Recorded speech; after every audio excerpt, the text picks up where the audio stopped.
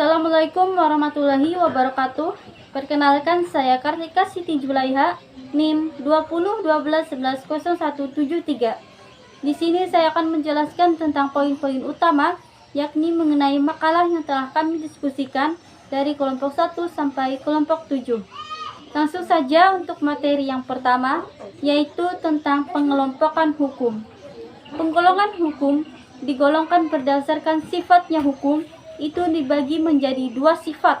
Yang pertama yaitu bersifat memaksa, dan yang kedua yaitu bersifat mengatur.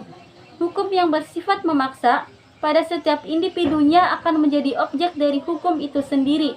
Sedangkan hukum yang bersifat mengatur yang akan menjadi objek dari hukum ini adalah berdasarkan kesepakatan antara individu. Sebagai contoh, yakni hukum jual beli, yang mana hukum ini terbentuk berdasarkan kesepakatan antara kedua belah pihak.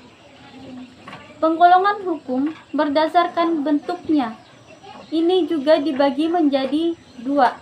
Yang pertama yaitu hukum tertulis, dan yang kedua yaitu hukum tidak tertulis.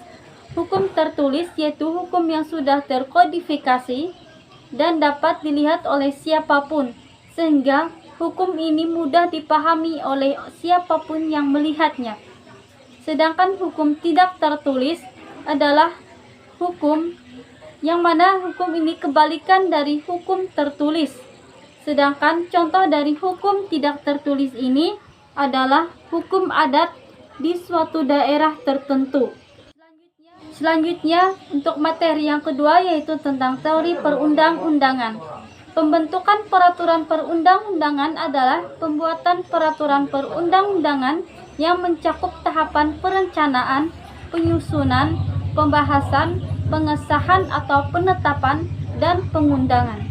Adapun peraturan perundang-undangan adalah peraturan tertulis yang memuat norma hukum yang mengikat secara umum dan dibentuk atau ditetapkan oleh lembaga negara atau pejabat yang berwenang melalui prosedur yang ditetapkan dalam peraturan perundang-undangan. Dalam pembentukan peraturan perundang-undangan harus dilakukan berdasarkan pada asas. Asas-asas pembentukan peraturan perundang-undangan adalah dasar-dasar untuk membentuk sebuah undang-undang. Dalam hal pembentukan peraturan perundang-undangan, pembuatannya harus menerapkan dasar pemikiran yang melandasi pembentukan peraturan perundang-undangan, di samping asas yang bersifat umum juga bersifat khusus. Materi yang ketiga yaitu tentang hukum Islam dalam tata hukum Indonesia. Hukum adalah peraturan atau adat yang secara resmi dianggap mengikat yang dikukuhkan oleh penguasa atau pemerintah. Adapun tata hukum Indonesia ialah tata hukum suatu negara yang mana tata hukum tersebut ditetapkan dalam negara Indonesia. Tata hukum suatu negara adalah tata hukum yang ditetapkan atau disahkan oleh negara itu sendiri. 4 sumber hukum Islam yaitu Al-Quran, Hadis, As-Sunnah, Ijma, dan Qiyas. Materi yang keempat yaitu mengenai hukum adat dalam tata hukum Indonesia. Hukum adat pada dasarnya merupakan sebagian dari adat istiadat masyarakat. Masyarakat hukum adat merupakan faktor yang sangat penting untuk menentukan struktur hukum adat. Ada dua penggolongan struktur masyarakat hukum adat, yaitu masyarakat hukum adat yang strukturnya berdasarkan asas keturunan, asas genealogis. Masyarakat hukum adat yang strukturnya berdasarkan asas keturunan ialah masyarakat hukum adat yang anggota-anggotanya merasa terikat dalam suatu ketertiban berdasarkan kepercayaan bahwa mereka semua berasal dari satu keturunan, yakni dari keturunan yang sama. Masyarakat hukum adat yang strukturnya bersifat teritorial menurut asas asal daerah, yaitu masyarakat hukum adat yang mana mereka disusun berdasarkan lingkungan daerah masyarakat adat yang para anggotanya merasa bersatu dan bekerja sama. Materi yang kelima yaitu tentang hukum perdata, sejarah dan keberlakuannya, dan sistematika. Hukum perdata dikenal sebagai ketentuan, yang mengatur hak dan kewajiban individu dengan badan hukum.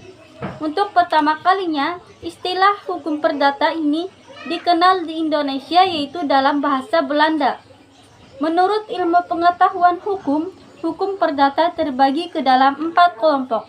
Yang pertama yaitu hukum perorangan, yang kedua yaitu hukum keluarga, yang ketiga yaitu hukum harta kekayaan, yang keempat yaitu hukum waris. Untuk materi yang keenam yaitu tentang hukum dagang. Hukum dagang adalah hukum perdata khusus KUH Perdata. Ini merupakan lex generalis, hukum umum.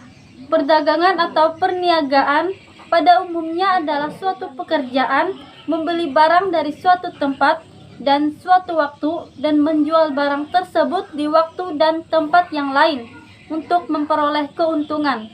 Hukum dagang adalah hukum yang mengatur soal perdagangan yang timbul karena tingkah laku manusia dalam perdagangan. Untuk materi yang ketujuh yaitu tentang hukum pidana.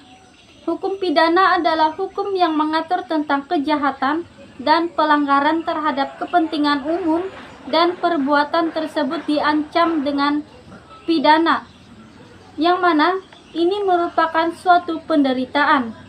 Sedangkan menurut WPJ Pompe, pengertian hukum pidana ialah keseluruhan dan peraturan-peraturan yang sedikit banyaknya bersifat umum yang abstrak dari keadaan-keadaan yang bersifat konkret. Selain itu, menurut Virginio Projodicor, pengertian hukum pidana merupakan peraturan hukum mengenai pidana. Kata pidana ini diartikan sebagai dipidanakan oleh instansi tertentu yang berkuasa kepada setiap oknum sebagai hal yang tidak enak dirasakannya dan juga hal yang tidak sehari-hari dilimpahkan.